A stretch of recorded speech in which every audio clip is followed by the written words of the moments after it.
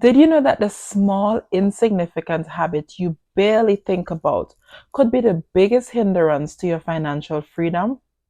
Let's look at some everyday habits that are eating up your budget. Well, hello, my name is Ayandi and welcome to my channel, Clever Budgets.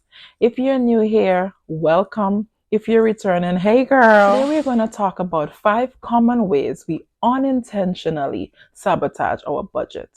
But first, let's talk about why a budget is so important to our financial freedom. A budget isn't just a plan for your money, it's the foundation to your financial freedom. Let's look at our budget as a GPS. So often we use a GPS to navigate us to and from our destination, especially places we've never been before. So our budget is simply a guide to take us to our goals or help us to get to our goals.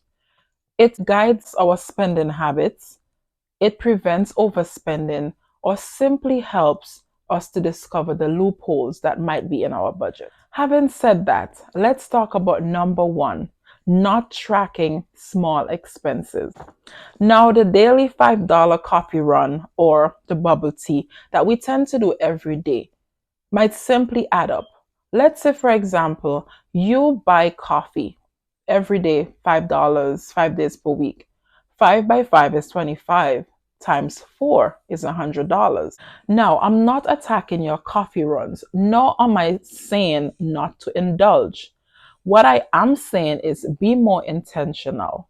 Put it in your budget. To help you track your everyday expenses, you can use budgeting apps to track every penny, no matter how small it is. Some examples of these apps could be YNAB or You Need a Budget, Every Dollar, or Rocket Money, just to name a few. Another way we're sabotaging our budget is failing to plan for irregular expenses. Do you remember that yearly gym membership or that streaming service you have? Put it in your budget. Other irregular expenses that we tend not to budget for are stuff like back to school shopping, might be a vacation or anniversary or birthday.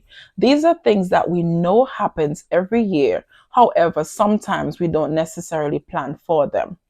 Let's do an annual breakdown. We have 12 months in a year. Let's assume, or based on previous experiences, we have a figure or total that we know it might cost us for these things. Divide them by 12, and every month or bi-weekly, we work on that particular amount of money we put aside to cover these irregular expenses. One way we can do this is by having sinking funds, but that's another thing for another video. Number 3, impulse purchases. You go on a quick Target run for toiletries. The next thing you know, you're coming back with the cart full of stuff you didn't know you needed. Sounds familiar? I will suggest the waiting period tip. You see something you like, allow yourself 48 hours before you buy it. If you still want it and it fits into your budget, then buy it. Another thing I would suggest is have a shopping list. Now, we're not having a shopping list just to look cute. We're going to stick to our shopping list. This is simple but incredibly effective in curbing our impulsive spending. Before I go to number 4, if you like this video and what you're hearing so far, and you simply want to know more when another video like this drops, give this video a thumbs up and do subscribe to our channel. Number 4, overusing credit card. You ever heard about that swipe now, stress later mentality? Remember that later always comes. I would suggest to budget for these credit card uses. Use credit card for planned expenses that are already in your budget. That way you're not derailed. You're not putting yourself in unnecessary expense because these purchases have already been budgeted for. Get me? Another thing is balance awareness. I will suggest. Check your balance regularly.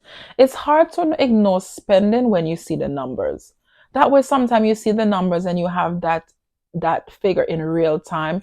It tends to curb your spending or make you more conscious so that you simply spend less or with some level of consciousness.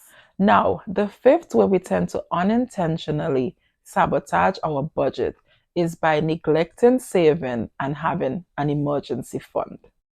An emergency fund is a necessity because we all know life happens. We may have a sudden issue or problem with our car that simply needs to be fixed, or an urgent matter we have to attend to in our home. These things can derail our budget. Hence the reason why we need an emergency fund. I would suggest to have savings as a budget item. Treat it like a bill. Pay yourself first. That might be 10% according to the guru, or you might simply want to save more to make you feel more secure. Either way, it's all up to you and what you're most comfortable with. Start small with as little as $20.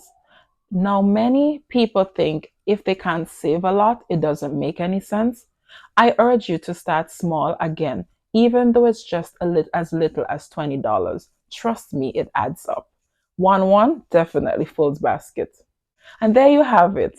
5 ways we unintentionally sabotage our budget. And let's recap. Keep an eye on the small expenses. Manage your credit wisely. Plan for irregular expenses and just save for a rainy day.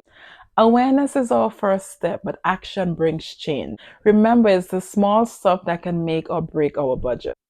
You got this. Like, share, and subscribe to this channel. See you in the next video. Bye.